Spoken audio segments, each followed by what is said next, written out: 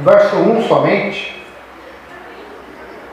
Carta de Paulo aos Efésios, na igreja em Éfeso. Aleluia! Capítulo 2, verso 1 somente.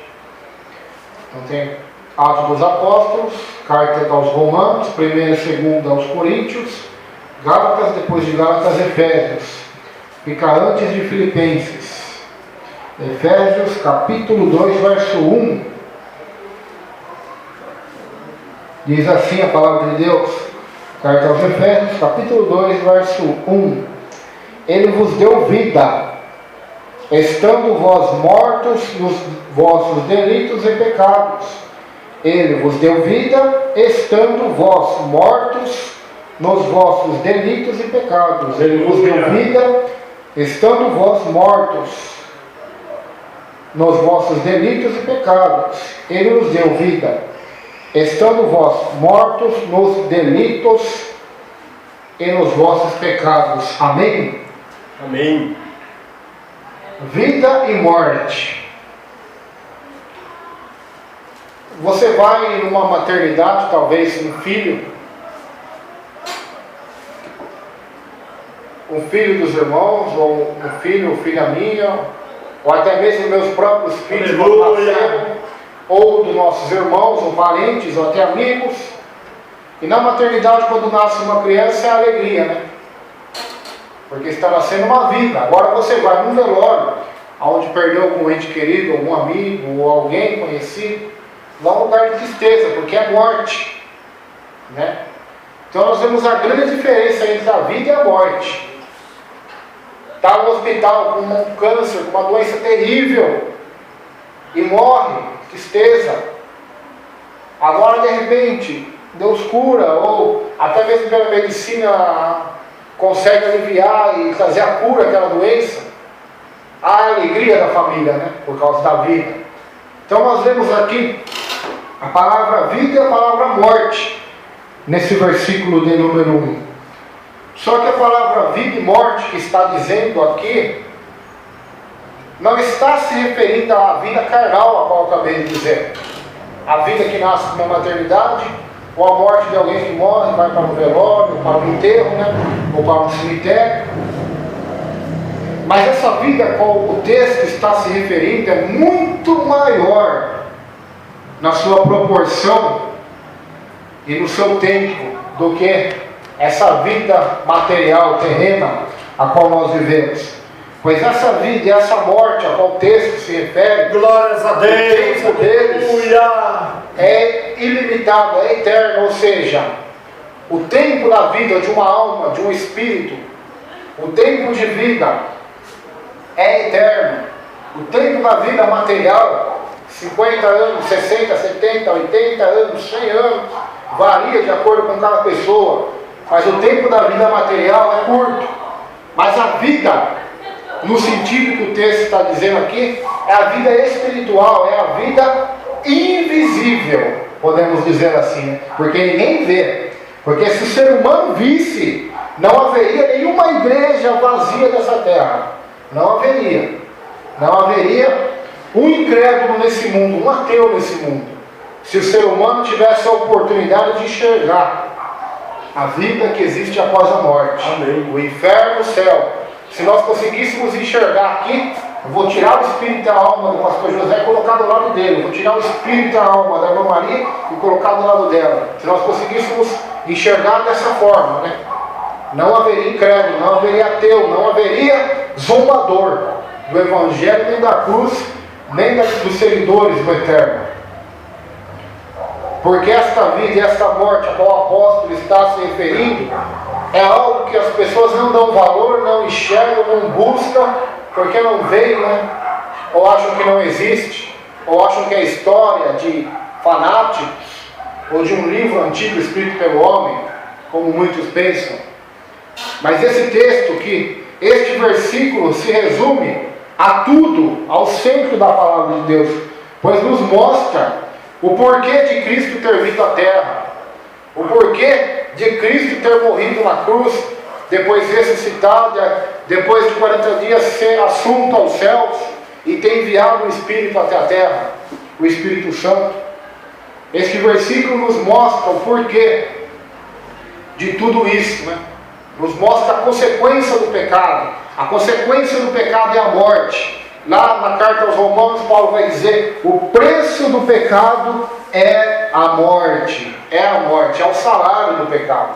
É a morte. Mas o dom gratuito de Deus é a vida eterna. Onde abundou o pecado, superabundou a graça. Lá em Tito, o apóstolo também vai dizer: a graça de Deus, que é Cristo, se manifestou salvadora de todos os homens. A graça de Deus. Gabriel, o anjo Gabriel, disse a Maria: Maria, tu darás à luz a um filho, por-lhe-á o nome de Jesus, pois ele salvará o seu povo dos seus pecados, consequentemente da morte, porque o pecado gera a morte. Se nós somos salvos do pecado, estamos automaticamente sendo salvos da morte. Aleluia. E da consequência dela, que é o julgamento, o inferno, a condenação eterna. Então esse texto ele é muito profundo. Ele vos deu vida. Ele vos deu vida. Você estava morto. É o que diz aqui, ó. Estando vós mortos nos vossos delitos e pecados. Então, se nós pudéssemos enxergar com os olhos do Eterno, neste mundo, nós enxergaríamos ou pessoas que estão vivas ou mortas, mesmo estando vivas, mesmo comendo, bebendo, andando, correndo, tendo família, tendo filhos, trabalhando, mas mortas, de acordo com a Bíblia. Por que mortas? Porque estão sem Jesus Cristo, estão sem o Salvador. Lá em João, no 3º capítulo, no verso de número 16, diz assim: porque Deus amou o mundo de uma tal maneira que deu seu Filho unigênito, Jesus Cristo, para que todo aquele que nele crê não pereça, não morra.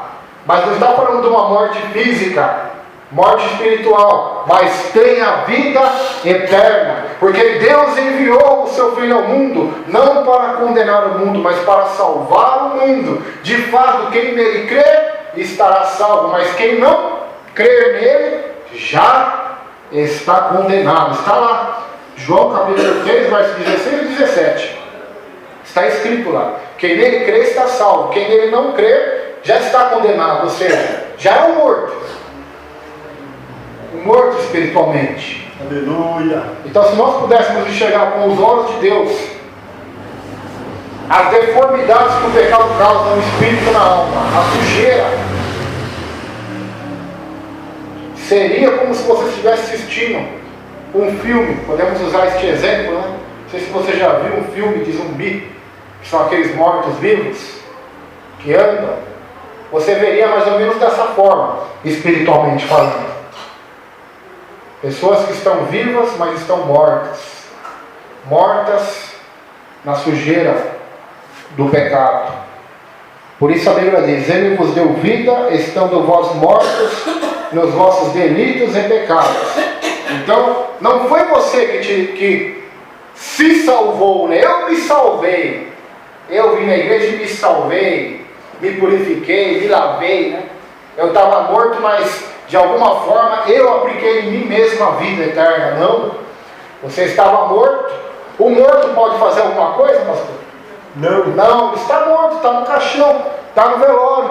Cristo foi dentro daquele velório, espiritualmente falando, é claro. Não estou falando literalmente, embora literalmente ele ressuscitou muitos mortos, já que estavam no caixão. Mas estou dando exemplo espiritual. Você estava no caixão, morto já. Ele foi lá no velório seu, te pegou, te deu vida, te arrancou daquele caixão e te deu vida. Foi isso que ele fez. Não foi iniciativa sua, não foi iniciativa própria, né? Não foi você que escolheu isso, mas foi ele que escolheu. Ele te escolheu. Está escrito em João 15: não foi vocês que me escolheram, eu escolhi vocês.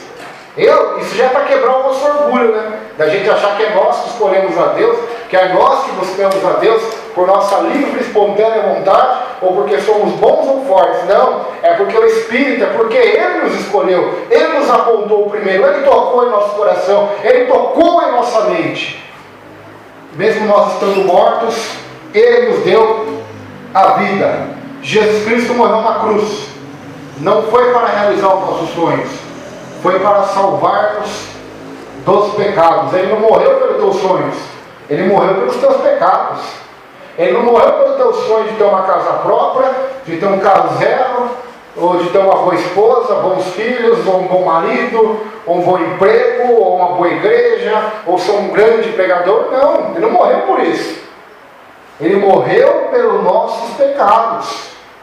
Essas coisas materiais, e até mesmo dons espirituais, se conquista com oração, com o estudo da Bíblia, com o trabalho honesto, com o estudo secular, como no caso de profissão falando, né? Mas o que Cristo fez é muito mais profundo do que essa vida visível, que essa vida material, a qual o nosso grande rei Salomão disse que tudo nesse mundo não passa de vaidade, não passa de vazio, de vacuidade, de algo sem sentido, de algo que vai acabar, e acabou. Depois que morrer, acabou tudo. Então foi tudo vaidade. Não adianta, foi vaidade. A única coisa que não é vaidade, Salomão vai dizer, é temer a Deus, é guardar a sua palavra, é amá-lo, é honrá-lo, é adorá-lo, é viver para Ele. O homem mais sábio disse isso. O homem mais sábio, Salomão. Ele nos deu vida, estando vós mortos nos vossos delitos e pecados. Então esse texto é muito profundo. Ele nos deu vida, referente à vida eterna. Jesus vai dizer lá em João capítulo 10, o ladrão veio para matar, roubar e destruir. Eu vim para dar vida e vida com abundância. João 3, que eu já citei, todo aquele que nele crê não vai perecer, não morrerá, mas terá a vida eterna. Apocalipse 21 diz que ficarão de fora os tímidos, incrédulos, os abominados, feiticeiros, os adúlteros, os que cometem feitiçarias, que amam a mentira, serão lançados no lago de fogo e enxofre. Essa é a morte, a segunda morte. Então essa é a morte que Cristo veio nos livrar, a morte eterna, a condenação eterna, o castigo, o horror eterno. O profeta Daniel diz, mais ou menos nas mesmas palavras no capítulo 12, uns ressuscitarão para o horror e vergonha e desprezo eterno, outros para a vida eterna. Então, Cristo veio nos livrar desse horror eterno, dessa morte eterna, dessa condenação eterna. Ele veio nos dar vida espiritual, vida com abundância, vida plena, vida eterna, vida com Deus, vida com Deus. Ele veio nos dar vida, mesmo nós estando mortos nos nossos pecados e delitos. Se Deus esperasse alguém estar vivo, espiritualmente falando, não materialmente, sem nenhum pecado, sem nenhum delito, para Ele dar a vida dele, Ele não teria feito isso. Mas mesmo nós estando mortos em delitos e pecado, Ele nos deu vida. Ele nos deu vida para nós, além de ter dado sua própria vida, né?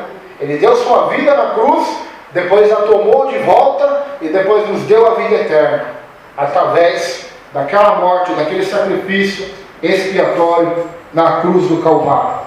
É a mesma coisa que você estivesse dentro de um incêndio, dali você não pudesse sair, e Cristo foi lá dentro daquele incêndio e te arrancou de lá, com mão feroz e potente. É a mesma coisa se você estivesse morto no velório.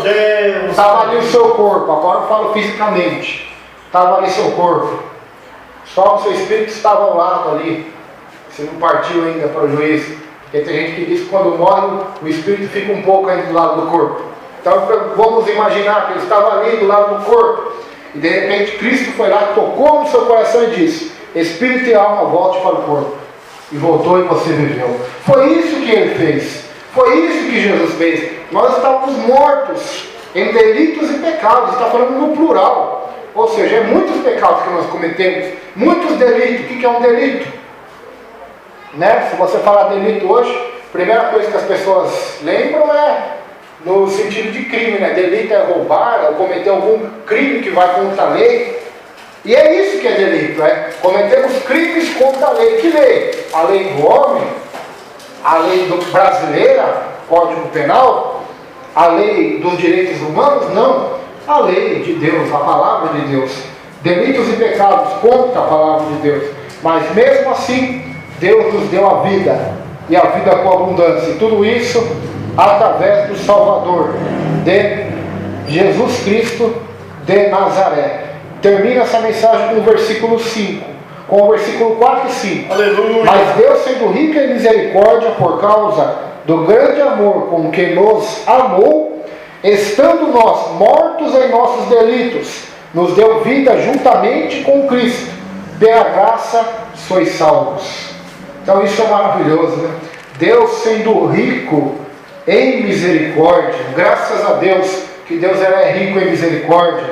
Graças a Deus, nós vemos lá em Lamentações de Jeremias, que o profeta vai dizer: as misericórdias do Senhor são as causas de nós não sermos consumidos, mortos, fulminados pela glória, pela justiça, pela santidade de Deus. A misericórdia de Deus. O salmista Davi dizia que a misericórdia de Deus não tem fim, né? Se renova. É assim como está o Oriente longe do Ocidente, assim a grandeza da sua misericórdia, assim a grandeza da sua fidelidade se estende de geração em geração. Então a misericórdia de Deus, ela é rica em misericórdia, e por causa do seu grande amor com quem nos amou, a gente vê muitas pessoas, né, se matando, infelizmente, porque o namorado largou, porque o marido ou a mulher largou, né? Isso acontece muito. Pessoas tentando tirar sua própria vida porque não consegue aquele emprego que sonharam, ou algum problema, ou porque sentem que ninguém os ama. Só que o texto aqui nos prova que o grande amor de Deus, ele é infinito, né? Então Satanás, ele trabalha de uma forma para minimizar esse amor, diminuir esse amor e fazer com que pareça que Deus não te ama, fazer com que pareça que ninguém está nem aí para você, que você é um zero à esquerda, você é um pecador, Deus te odeia. É isso que Satanás lança na mente de muita gente. Ele tenta ocultar, cegar, né? A Bíblia diz em Coríntios, 2 Coríntios 4,4, que o príncipe deste mundo, Deus deste século, ele cega o entendimento das pessoas. Ele inverte as coisas, ele lança pensamentos, setas malignas, para trazer às pessoas depressão, angústia, suicídio, homicídio e tantos tipos de males que assolam a sociedade. Mas Deus misericordioso amou-nos com amor eterno, estando nós mortos em nossos delitos, nos deu vida juntamente com Cristo. Ou seja, a nossa vida veio através de Cristo, né? Nossa salvação, nossa vida com abundância, vida eterna, veio através de Cristo. E termina o texto dizendo: pela graça sois salvos. Pela graça. O que é a graça? Vamos lembrar, sempre nós lembramos, né? E temos sempre que se lembrar dessa palavra, porque ela é o centro do Evangelho. Graça é o favor imerecido. Você não merecia, eu não merecia, porque estávamos mortos em delitos e pecados, porque pecávamos contra Deus, e Deus sendo justo e santo. O nosso castigo era, com certeza, e é o inferno, mas pela graça, Cristo nos salva, nos traz a vida eterna, nos traz a salvação. Então graça significa isso, né? Um presente, uma dádiva, um dom, algo que você recebe sem merecer. Sem merecer, mesmo assim você recebe. O que você merecia, você não recebe. Eu vejo pessoas orando, dá até medo, né? Deus, eu mereço receber isso. Merece? De acordo com a Bíblia, que o homem merece. Não estou falando que o Roberto é duro, mas é a verdade. Se parar para pensar, o que nós merecemos sem Jesus? O inferno. Não adianta a gente querer nos enganar. Embora você vai conversar com as pessoas lá fora, elas não vão aceitar ouvir isso. Elas acham que Deus é obrigado a salvar elas, porque elas se acham boas. Eu sou uma pessoa boa, não faço mal para ninguém, eu vou para o céu. É isso que todo mundo pensa. Mas infelizmente não é isso que ensina a Bíblia, né? É aquela famosa frase que a pessoa diz para você: só Deus pode me julgar. Se ela soubesse o que ela está falando, ela preferiria ser julgada por vocês do que por Deus. Porque o julgamento de Deus é justo. Ele julga o coração, a mente e a alma. É pior do que o julgamento do homem. O homem julga a aparência, só o que ele consegue enxergar. Deus, ele julga tudo, tanto as obras que foram feitas como as internas, que ninguém sabe, mas ele sabe. Então se a pessoa realmente soubesse que é isso, só Deus pode me julgar, ela com certeza não queria o julgamento, mas sim a misericórdia, né? Aleluia. A misericórdia, porque o julgamento de Deus será terrível. Quem diz a Bíblia, Apocalipse 20, diz que até os céus e a terra vão fugir do trono branco do julgamento de Deus. Então, a misericórdia de Deus é a causa de não sermos consumidos, e a graça dele é igual diz aquele, né? Restitui. Eu quero de volta o que é meu.